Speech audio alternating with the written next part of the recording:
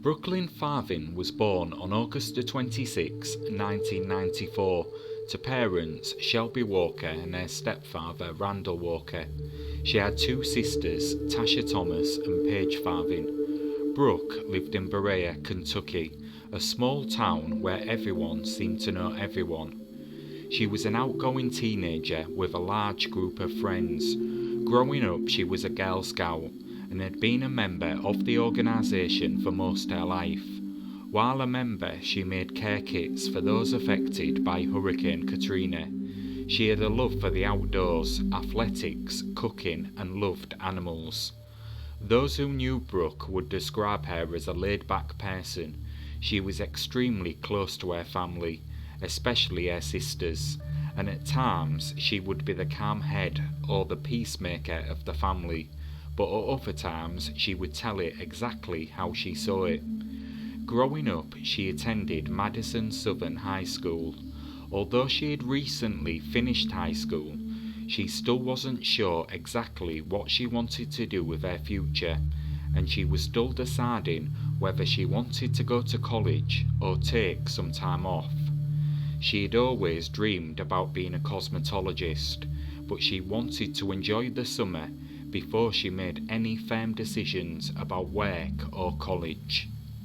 On June the 21st, 2013, 18-year-old Brooke and her sister Paige took their driving tests. Brooke passed the test and Paige did not, which became a running joke for the family, and Brooke hoped that her dad would let her use his Ford Ranger for the summer. Later that night, the pair would attend a 70th birthday party for their grandfather. As he had recently been ill, the party was of importance, and the entire extended family showed up to celebrate his birthday. Brooke and Paige left the party with one of their cousins. The three of them had big plans for the night. They were attending a large outdoor party to mark the beginning of summer. The party in a large field on Red Lick Road was attended by a large number of teenagers. A huge bonfire was lit in the middle of the field, and with plenty of music and plenty of alcohol, everyone was having a good time. Between 7 p.m. and 8 p.m, Paige and her cousin left the party, while Brookelyn decided to stay with a friend, and she was going to stay over at this friend's house. When it came time to leave, Brooke discovered her friend was planning on spending the night at a boy's house. This made her very uncomfortable, and the pair argued. As a result of the argument, Brooke's friend left the party, resulting in her having no way to get home. With the party ending, witnesses saw Brooke leaving with two men. This would be the last time she would be seen. In the early morning hours of June the 22nd, the trio drove to Floyd Branch Road to look at some horses, and after this, one of the men who was not being identified was dropped off at his home. The other man, a man named Josh, took Brooke to his house, located in the 100 block of Dillon Court, just off US Highway 421. The house was in foreclosure at the time, and Josh was in the process of moving out. Because of this, the property had no running water or electricity at the time. At approximately 4 a.m, Brooke calls Paige to ask if their cousin could come pick her up. Unfortunately, their cousin had been drinking and was unable to pick her up. At this point, Brookelyn was ready to come home. She didn't want to wake her mother in the middle of the night, so she called her ex-boyfriend. But he was at work at the time, so was unable to come and pick her up, although he did tell her he would pick her up on his way home from work around 3 hours later at 7 a.m. However, over the next hour, the situation would change. Brooke would send him numerous texts in a panic. The text reading, "Please hurry," and "I'm scared." But at 5:30 a.m, Brooke's ex-boyfriend received another text from her cell, this time reading, "Never mind, I'm okay." "I'm going to a party in Rockcastle County." When he asked who she was with, he received no response. This would be the last communication he would receive from Brooke. Back at the house at 7 a.m. that morning, Josh arrives back after checking on some horses. Josh would claim that he left the house as he was uncomfortable being alone with Brookelyn, as he had been friends with her ex-boyfriend. When he returned, the house was on fire. The house fire began on the couch and almost completely consumed it, and burned a hole in the floor underneath, but it was extinguished before it got out of control and spread to the rest of the property. Josh claimed Brookelyn was on the couch smoking when he left, but she wasn't there when he arrived back at the property at 7 a.m, but her cowboy boots, purse and some clothing were still there. The only item missing was her cell phone.